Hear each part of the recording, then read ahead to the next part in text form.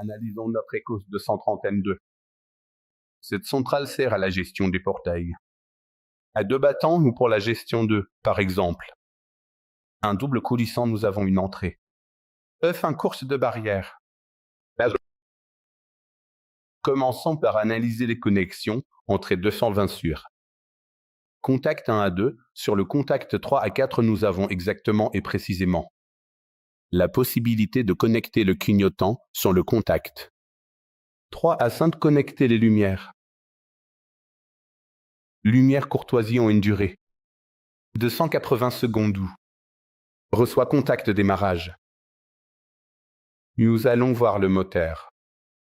1 avec les connecteurs 6 à 7 qui sont exactement prévus pour la connexion des phases du moteur. 1 pour mettre le condensateur. En parallèle, connecteur numéro 8 sur lequel ira parfaitement bien connecter le commun du moteur 1 en général du tout. La couleur de connexion du commun est où? Rime bleu. Voyons connexion moteur 2. Se répète premier. 2 bornes sont pour les phases avec le condensateur parallèle 3e borne. Là. Passons à nos bornes à basse tension, nous avons de plus. Comme nous le disions, la connexion du fin de course pour le moteur 2 commun fin de course. Ouverture fin fermeture. Nous avons la connexion de nos sécurités. Connecter la cellule photoélectrique commune. 15 à 17 où nous pourrons connecter la cellule photoélectrique 2. Fermeture sur contact 16 à 17, 17 fait là. Commun 2 contacts. Nous avons la connexion fin de course du moteur 1 puis commun fin de course fin de course. Fermeture fin course. Passons à l'autre sécurité supplémentaire qui c'est contact d'arrêt contact 2. Stop utilisé doit être poussé. Nous avons ensuite sur le 22 l'entrée piétonne, bien sûr, évidemment. Un contact no 23 est un contact 2. Commun 24 entrées de démarrage. Toutes les entrées de commande startées. Piéton comme nous pouvons voir si nous n'avons vraiment en fait peut-être aucun. Appareil branché laissés ouverts. Car ce sont des contacts ouverts, tandis que tous les dispositifs de sécurité fin de course non utilisés être pontés sont des contacts. Allons voir au-dessus des LED correspondants.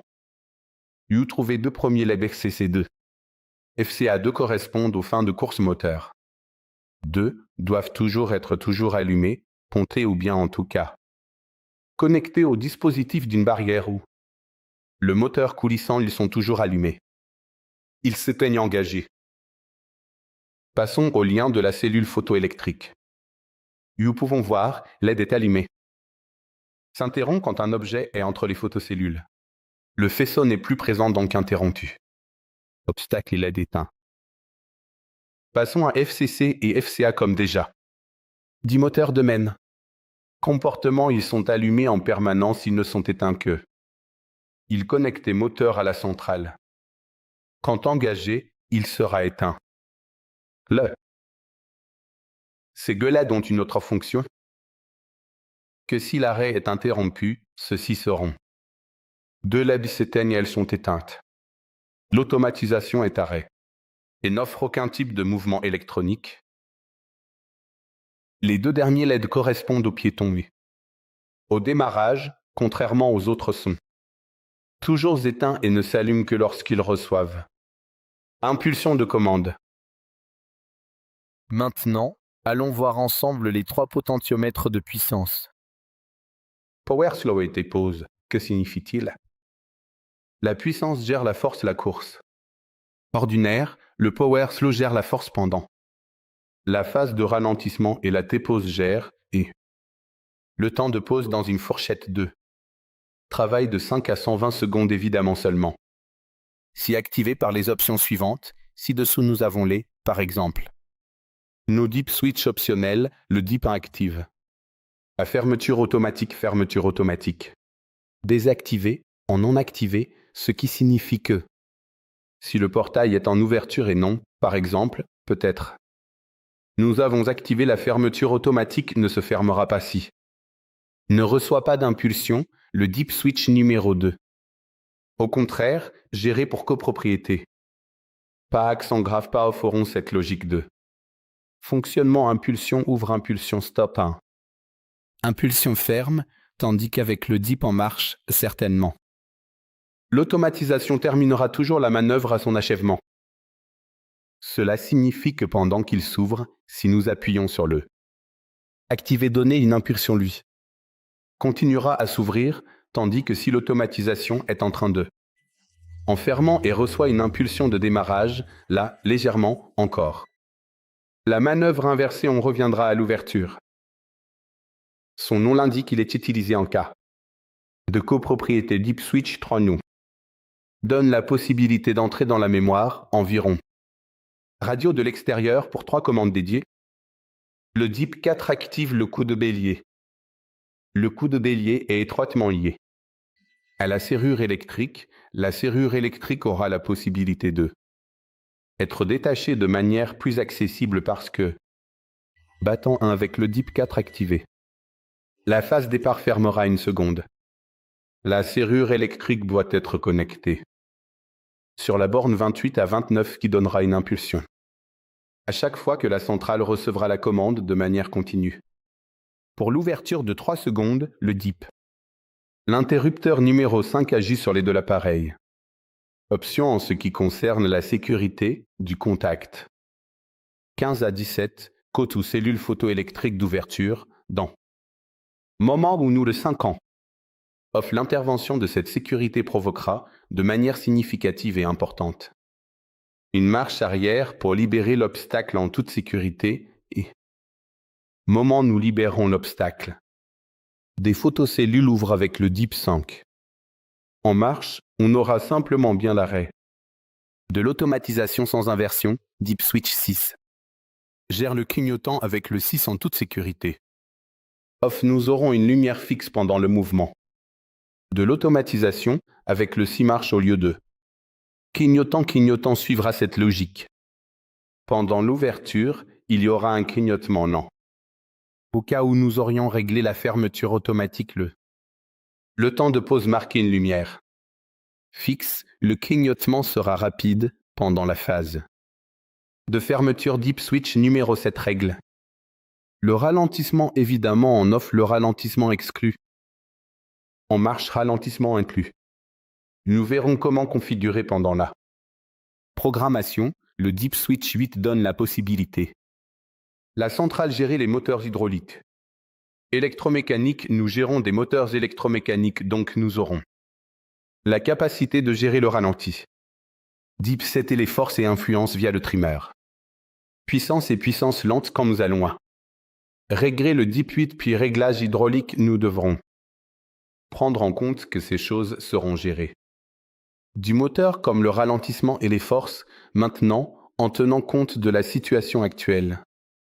Voyons brièvement comment configurer un peu plus notre télécommande. Nous avons ici notre bouton de la télécommande et ici notre bouton Prog Radio. Qui, une fois pressé, se configurera pour l'ouverture totale, appuyé 2 fois se configurera pour. Quant à l'ouverture piétonne, voyons-le un peu plus. Fonctionnement, j'appuie une fois, lumière fixe, par exemple, télécommande reçue, et après 6 secondes, il sortira de programmation. À ce point, le bouton sélectionné sera fonctionnant. L'ouverture totale vais vous montrer aussi comment régler le mode piéton. Appuie une fois. Je lâche, j'appuie 2 fois, lumière clignotante, réglage piéton. Voyons maintenant comment procéder avec une programmation type, prog time environ 2 secondes, environ le LED allumé indiquant que seulement. Phase programmation, j'appuie sur portail une partie. Le battant 1, j'appuie sur portail 2, le battant démarre. 2, où je veux que la 1 ralentisse un peu plus lentement. J'appuie sur portail 1 et nous commençons le ralentissement, nous ralentirons. Aussi la 2, nous arriverons très certainement en butée et nous nous arrêterons là. Le battant 1, nous arrêterons le battant 2, évidemment, bien sûr, souvenons-nous, certainement de le laisser quelques secondes en butée, maintenant nous repartirons. Avec la 2 en fermeture, nous repartirons bien entendu avec la 1 en fermeture, où nous voulons peut-être exactement et précisément que cela ou ceci se produise. Ralentissement-fermeture feront démarrer le battant. 2. Même chose, battant en ralentissement, nous arrivons lentement mais sûrement à notre destination finale. En battant, quelques moments supplémentaires encore, arrêtons la 2, arrêtons encore. À 1, nous voyons la LED. Étincellement maintenant, programmation terminée avec succès pour praticité après l'avoir associé ouverture complètement complétée. Piéton vous montrer cette pratique qui pourrait être utile si nous avons la centrale dans une position pas confortable, nous entrons en programmation. Avec le bouton 1, je gère simplement le moteur 1. Avec bouton 2, je gère moteur numéro 2. Cela fonctionne évidemment seulement en phase 2. Programmation, ralentir un peu la 1, ralentir un peu la 2 et ensuite arrêter. La 1, j'arrête la 2, ferme 2 et puis je ferme encore une fois, puis je vérifie que tout est bien fermé. 1, ralentis très lentement 2, ralentis extrêmement doucement 1, arrête complètement et définitivement 2, arrête totalement et absolument. 1, programmation terminée, bien sûr, bien entendu, évidemment cela n'est possible que, et seulement, après avoir correctement associé le canal 1 à l'ouverture. Complète le canal de l'ouverture qui étonne.